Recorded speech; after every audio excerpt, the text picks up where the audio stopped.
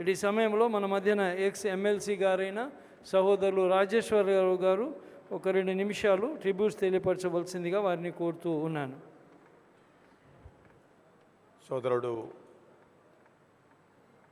ఈరోజు మన మధ్య నుంచి దేవుని సన్నిధికి కొనుపోవడము ఒక రకంగా చాలా బాధాకరమైన విషయము.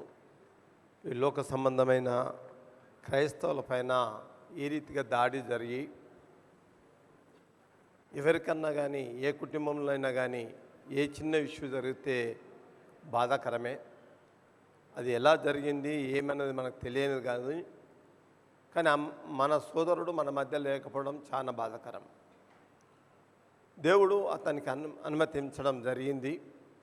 ఈరోజు స్టెపెన్ లాగా ఈయన యొక్క మరణం మనం చూస్తూ ఉన్నాం.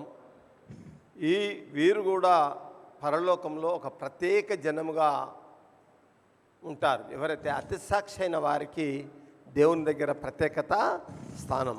కానీ ఈ లోక స్థానంగా కానీ పరలోకంలో కూడా అంటే ఇక్కడ కూడా బహుగా పరిచర్య చేశాడు. ఈరోజు ఏపీలో చూసుకోండి, తెలంగాణ చూసుకుంటే కొన్ని వేల మంది లక్షల మంది బాధపడుతూ ఉన్నారు. సోదరుడు ఎంతగానో పరిచర్య చేశాడు. ఈ పరిచర్య దేవుడు ఇంకా చాలా మందిని ఇదే పద్ధతిగా లేపాలని కోరుకుంటున్నాను. వాళ్ళ కుటుంబం కొరకు ప్రార్థించండి. దేవుడు ఈయనను ఒక ఉన్న స్థితిలో ఈ మరణము జరగడం చాలా గొప్ప విషయం. ఈయన ప్రత్యేక జనంలో ఉంటాడు. మనం కూడా ఒకరోజు ఈయనతో కలుసుకోబోతాం. కాబట్టి ఈరోజు మనం మాట్లాడుతున్నాం, ఆ రోజు కన్నులారా చూస్తాం. కాబట్టి మనం చేయవలసిన పని ఏంటంటే ముఖ్యంగా ఆ కుటుంబముకు ఆదరణ, ఆ కుటుంబంలో అవసరాలు తీర్చబడుటకు మనంతు మనము ప్రార్థన చేయాలి, సహాయం చేయాలని చెప్పి కోరుతూ సెలవు తీసుకుంటున్నా.